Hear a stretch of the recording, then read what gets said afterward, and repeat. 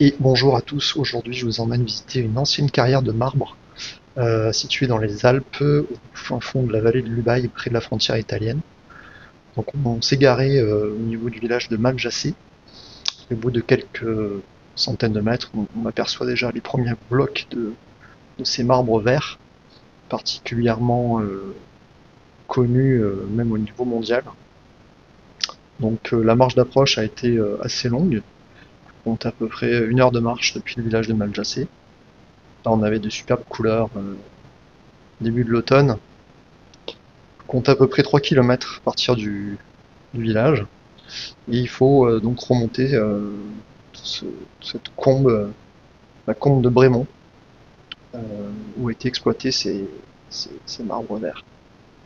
Donc il faut suivre tout simplement les panneaux indiquant la carrière de marbre. On voit au fond le village de Maljacé. Là, on arrive pratiquement au niveau du carreau de la mine. Donc on voit les anciennes traces d'exploitation de cette carrière qui a vu le jour à partir du 5e siècle. Mais ça a commencé vraiment l'exploitation dans les années 1840 et ça s'est prolongé à peu près jusqu'à 1950. Donc la carrière est située entre 2000 et 2200 mètres d'altitude. Et le filon fait à peu près 200 mètres de long sur une cinquantaine de mètres de large. Là, on peut apercevoir sur le carreau de la mine un ancien gros bloc de marbre.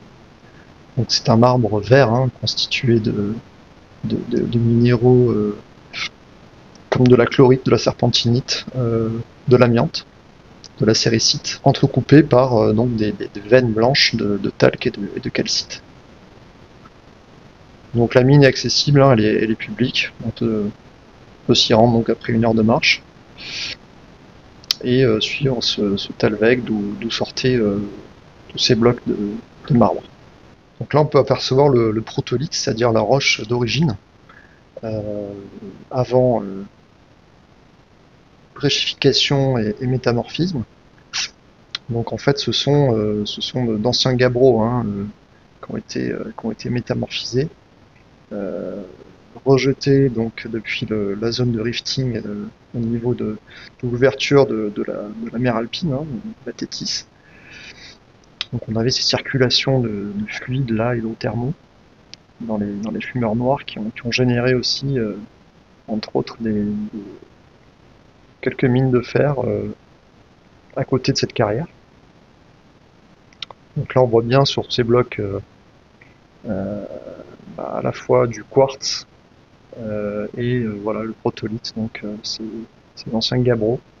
On retrouve des reflets de pyroxène, de plagioclase, olivine, un peu de biotite.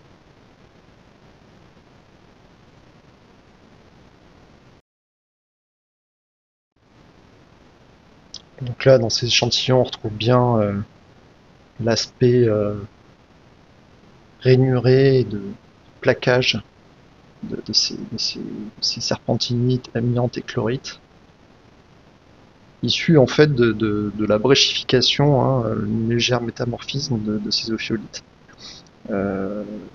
qui ont donc généré ces marbres verts.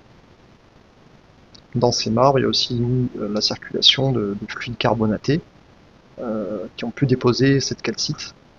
Et au-dessus, ensuite, à partir de 165 millions d'années, donc vraiment au niveau de l'ouverture de la mer Alpine, on a eu un début de dépôt de sédiments. Bon, là, on retrouve carrément les dolomites et les calcaires qui étaient donc déposés au-dessus de ces ophiolites. Donc là, on arrive carrément sur le front de taille de l'ancienne mine, qui a duré à peu près un siècle. Et en fait, il y a plusieurs carrières. Celle-ci, c'est la carrière de la combe Brémont, mais il y en a à peu près 7 ou 8 autres, situées dans toute la vallée.